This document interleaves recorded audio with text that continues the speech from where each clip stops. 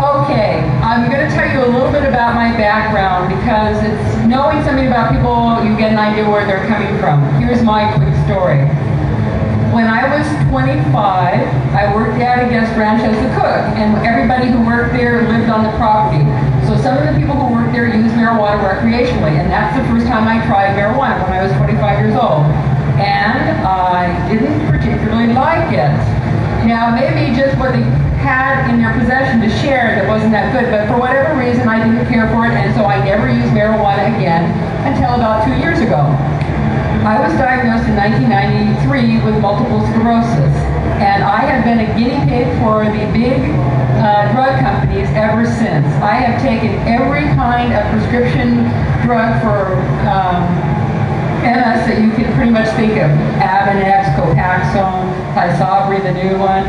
And then I've taken lots of prescription drugs to treat the side effects of those drugs. My thyroid stopped working with one of them. I went crazy. I had mania when I took Provigil. So I've had lots of bad side effects. And at the same time that was going on, I ended up meeting somebody who I live with, and he uses marijuana, and I watched how he used the marijuana. And I could see he was using marijuana. I could see he was using it as medicine. He would smoke to help him concentrate. And when I talked to him about his history of drug use, a lot of times when people have a problem, they start self-medicating. They try alcohol, tobacco, marijuana at a young age, and he had done all those things. And then I found out he used Ritalin as a street drug, and it made him feel calm. It wasn't like speed for him, it made him calm and he could sleep. So I took him to one of my doctors, and he got diagnosed with ADHD at the age of 42. That's the first he knew. And the doctor, I took him to explain how marijuana helps people with ADHD and how it helps brain chemistry. So I saw that up front and close where I could see how people use it as medicine. And then I started going on the internet and reading. And I thought, you know what, this all makes sense. We have an endocannabinoid system. That means we need cannabinoids, and maybe these diseases like Parkinson's and MS are from deficiencies of cannabinoids. So I started using medical marijuana, and just in this part of this year, I told my neurologist I'm stopping all the prescription drugs. And I'm only using marijuana and vitamin D and some other supplements. And since I started doing that, people come up to me who haven't seen me for a while, and they spontaneously say, you know, you look great. You look great. So that says to me that this is actually really helpful. Now, that's my background. I wanted to tell you that to explain why I'm here telling you to vote no on Prop 19. Besides having multiple sclerosis, I'm an attorney, and I've been an attorney since 1982. And I was lucky because for almost all my career I was able to work for the state of California or the federal government, work for judges. And what I did for them was I read both sides of arguments. When people were fighting about what should happen in this case, I would read both arguments. And then I would look at the facts and the law and do my own research, and then I would write up an opinion that's supposed to be very even-handed and fair and accurate.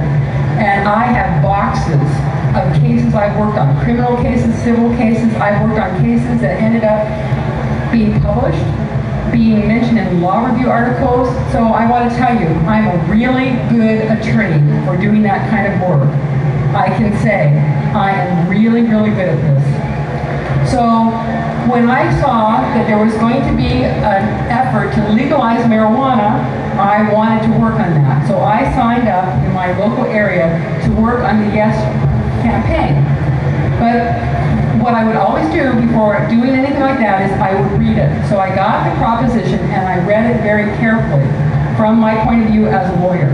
And when I read it, I went, uh-oh, I see some big problems here. So just reading it. So I went on the internet and I found websites where people were saying no on 19. There's a lady named Dragonfly Delaluz who's done an article with 18 and now I think it's 19 reasons to vote no. And I read what she did and I went, oh my gosh, this woman, she must be an attorney because she did it so carefully with footnotes and she's hitting the things I thought that was wrong with it. So after I read that, I sat down with the text of Prop 19, and I went through it line by line, and I wrote an analysis like I used to do at my job. And what I am sad to say is I am convinced that the people who put all the money into this proposition and who paid lawyers to word it carefully have done it in order to deceive people, to get them to vote yes, because they think you're going to get good stuff. And in reality, this proposition is what I call a Trojan horse. And on the back of my shirt, that's what I put. It's designed to mislead people. One of the things that really has upset me is I have seen flyers from the Yes on Prop 19 people put out at collectives to vote yes, and they specifically say in these flyers, this will not affect medical marijuana patients. All right. That's not true. But what really makes me mad is because, see, I know how laws get interpreted. If Prop 19 passes, the courts are going to only look at what it says in the proposition. They do not care what was in a flyer. They do not care what people tell you orally. They will not care what Richard Lee says in interviews. They will not care. It's only what is in the text.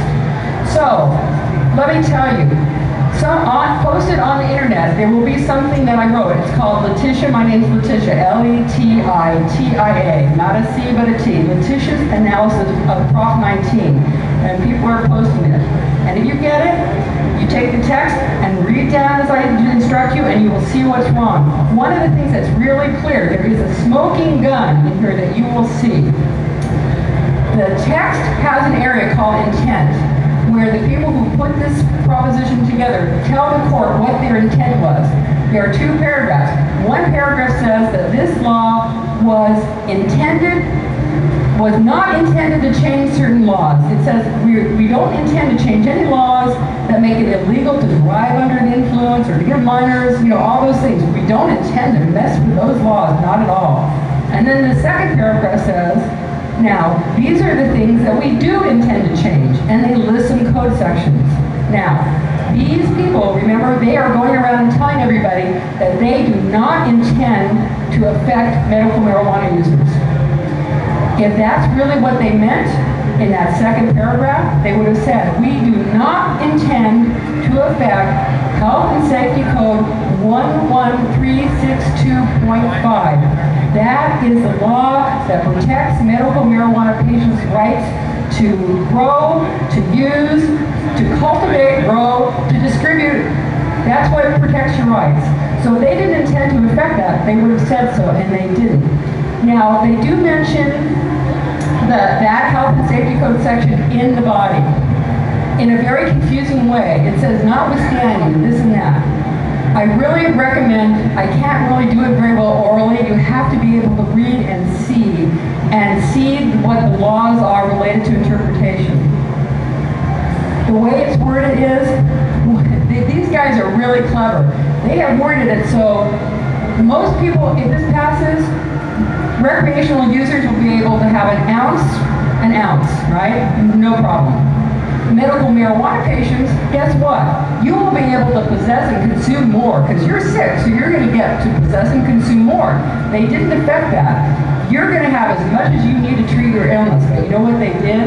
And if you don't mind my saying so, and I look like this nice sweet lady, but I'm going to say, what these assholes did was to change your right to grow your own medication and to share it collectively. They specifically worded this so that your right to continue to grow has been changed, so you only get what everybody else gets, a 25 square foot garden, which is 5 by 5 by 5, it's very small. That's all you get, but it gets worse, and it's worse for not only you guys, but everybody else who's going to vote on this, because they think, you know what, I'll be able to grow my own marijuana, I won't have to pay for it, this is cool. No.